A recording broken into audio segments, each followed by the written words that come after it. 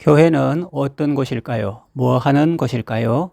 이것은 교회에 처음 나왔거나 한 번도 와보지 않은 사람의 질문일 수 있습니다. 또한 오랫동안 교회 다닌 사람에게도 의미 있는 질문일 수 있습니다. 성경 말씀을 보면 교회는 예수님의 몸입니다. 예수님은 만물 안에서 만물을 충만하게 하시는 분이시죠. 그 예수님으로 충만한 곳이 바로 교회입니다.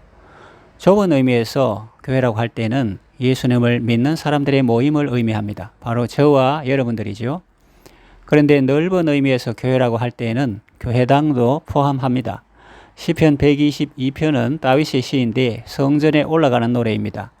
시편 122편 1절 사람이 내게 말하기를 여호와의 집에 올라가자 할 때에 내가 기뻐하였도다 라고 말씀하는데, 여기서 말하는 여호와의 집도 넓은 의미의 교회에 포함되는 것입니다.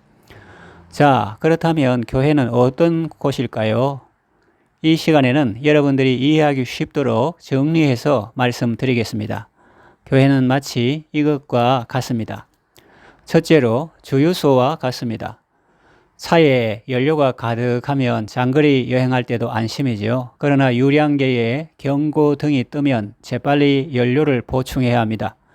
경고등이 켜진 상태에서 연료를 보충하지 않고 계속 주행하면 차가 길 위에서 멈출 수도 있습니다.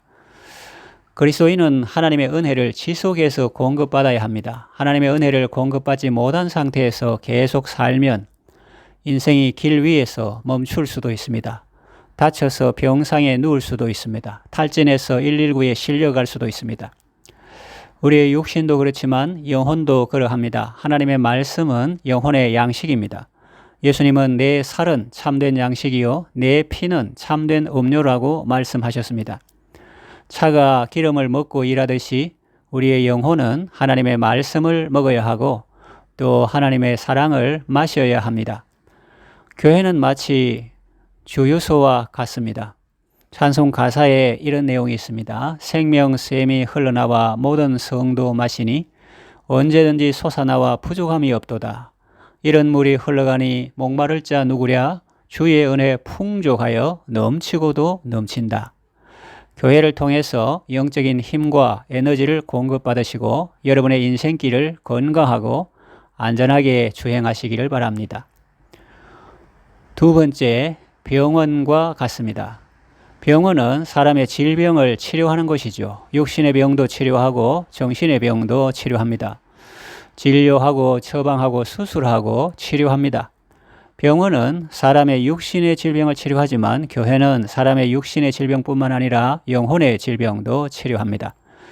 히브리서 4장 12절에 보면 하나님의 말씀은 살아있고 활력이 있어 좌우에 날선 어떤 검보다도 예리하여 혼과 영과 관절과 골수를 찔러 쪼개기까지 하며 또 마음의 생각과 뜻을 판단하신다고 말씀합니다. 어떤 수술용 메스보다 더 예리하고 진단 방사선보다 더 정확하며 치료 방사선보다 더 효과적입니다. 마음의 생각과 뜻까지 진찰하시고 수술하시고 치료하시죠. 하나님은 우리의 모든 죄를 사하시며 우리의 모든 병을 고치시며 우리의 생명을 파멸해서 구속하는 분이십니다. 사람은 아프면 병원에 갑니다. 자기 의지로 못 가면 119에 실려서라도 갑니다. 아무리 농번기라도 쓰러지면 병원에 갑니다.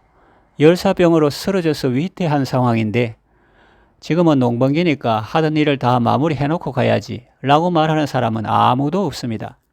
바쁘다고 미련하게 병원에 안 가면 어떻게 될까요? 치료의 적기를 놓칠 수 있고 심지어는 목숨을 잃을 수도 있습니다. 학생이 아무리 시험 기간이라도 아프면 병원에 갑니다. 아픈 것을 너무 방치하면 생명을 잃을 수도 있습니다. 학생이 아무리 시험 성적이 좋아도 생명을 잃으면 그것이 무슨 소용이겠습니까?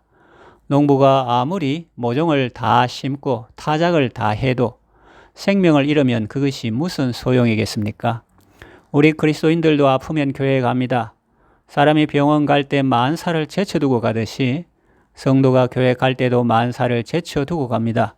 성도 중에는 가끔 저는 바빠서 교회 갈 시간이 없습니다 라고 말하는 사람이 있습니다. 그것은 마치 무엇과 같습니까? 만일 어떤 사람이 다쳐서 응급실에 가야 할 상황인데 그 사람이 저는 지금 바빠서 병원 갈 시간이 없습니다 라고 말한다면 여러분은 그를 어떻게 생각하시겠습니까?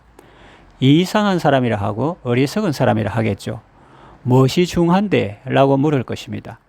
성도가 교회 가고 예배하러 가는데 못 가는 이유가 있을 수 없습니다. 만사를 제쳐두고 갑니다.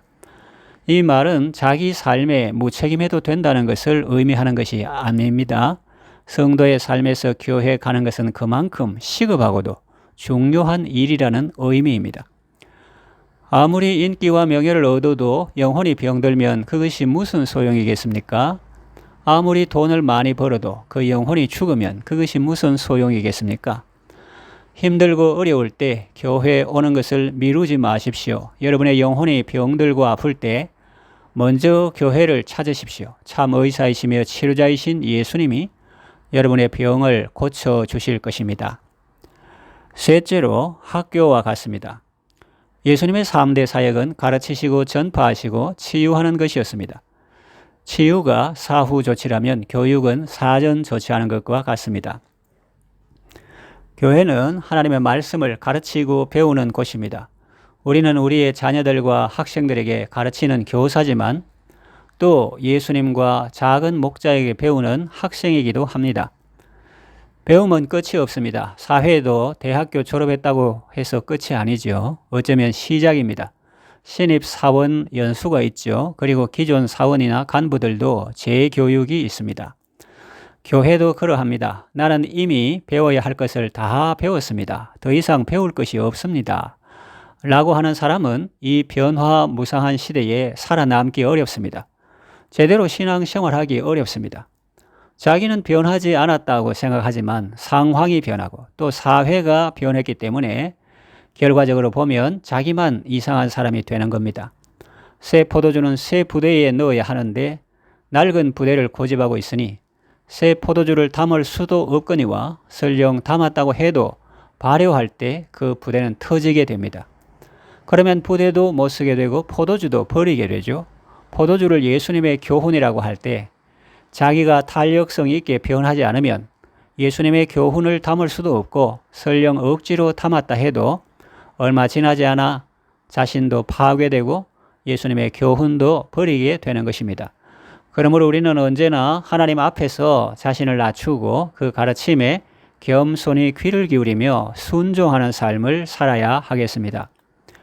넷째로 잔치집과 같습니다. 교회는 그리스도의 신부요, 그리스도는 교회의 신랑입니다. 그러므로 교회는 잔치집과 같습니다. 하객도 많고 먹을 것도 많습니다. 그러므로 우리는 교회에 올 때 잔치집에 가는 것처럼 와야 합니다. 밝은 옷, 깨끗한 옷, 단정한 옷을 입어야 합니다. 등산복을 입고 오거나 수영복을 입고 오거나 작업복을 입고 오면 안 되겠죠.